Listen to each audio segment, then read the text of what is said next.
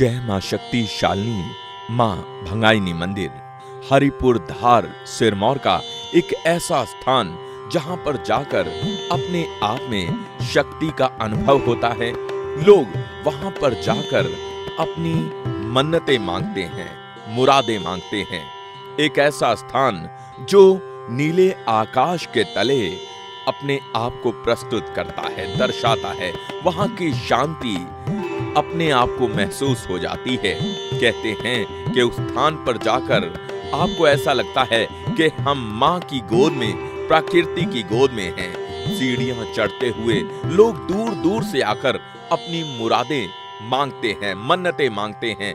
जिनकी पूरी होती हैं वो भेंट चढ़ाते हैं और कामना करते हैं हर मुराद पूरी हो। कील स्तंभ, जहां पर कील लगाकर हम बुराई पर अच्छाई की जीत करते हैं। मान्यता ये है कि इससे बुरी शक्तियां दब जाती हैं। भगवान शिव को जल अर्पित करते हुए हम भगवान को प्रसन्न करते हैं कि हे प्रभु, हमारे ऊपर आने वाले हर संकट दूर हो जाएं।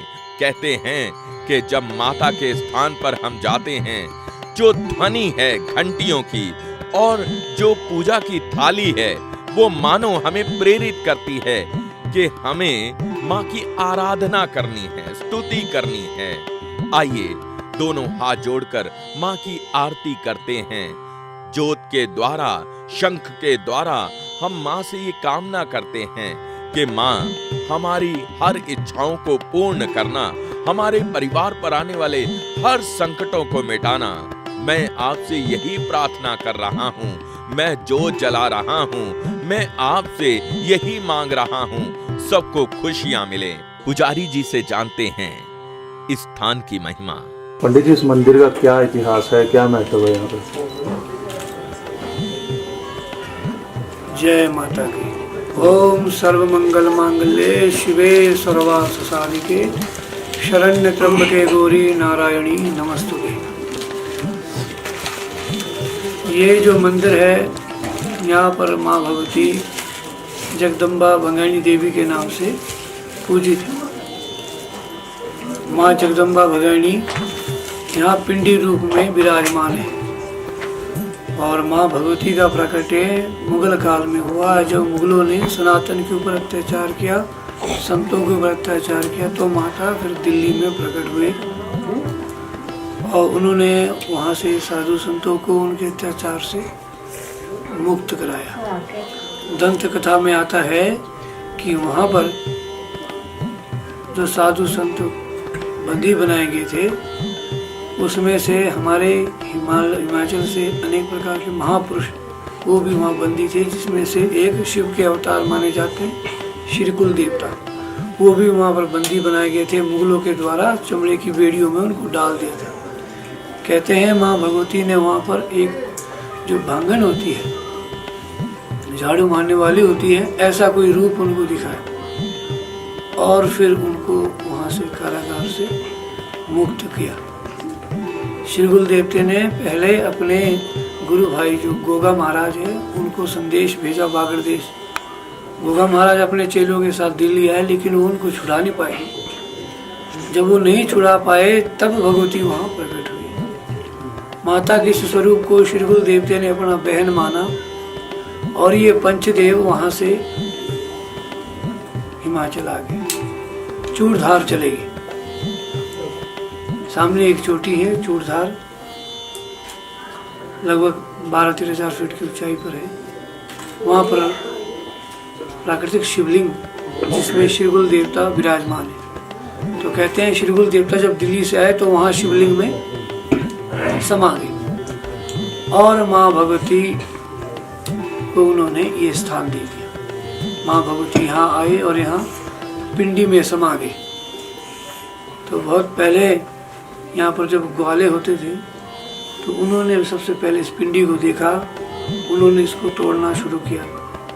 लेकिन अगले दिन ये पिंडी उसी रूप में आ जाती है। जब ज़्यादा इस पिंडी के साथ छेड़खानी हुई, तब स्वप्न में भगवती ने दर्शन दिए। श्रीकुल महाराज जो शिवंश है, उन्होंने दर्शन दिए और माता का वृत्तांत बताया।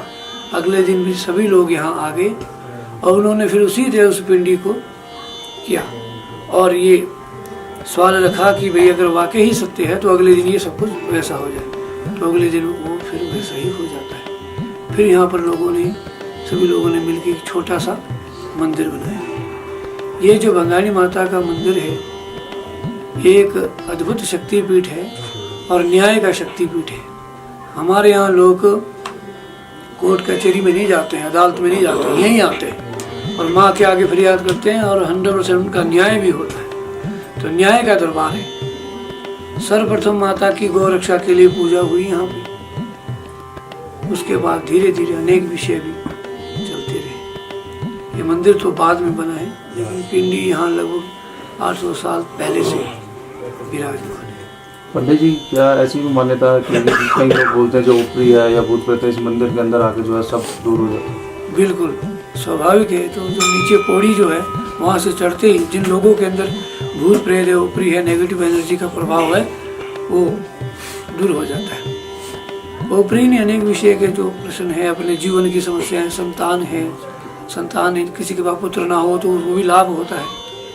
और कोई पितृ आत्माएं, विशेषकर यहाँ पर जो पितृ आत्माएं हमारे जो हजारों वर्षों से मुक्त नहीं हुई, वो भी यहाँ से सदगति को प्राप्त करते हैं। अर्थात पितृदोष का निवारण भी होता है।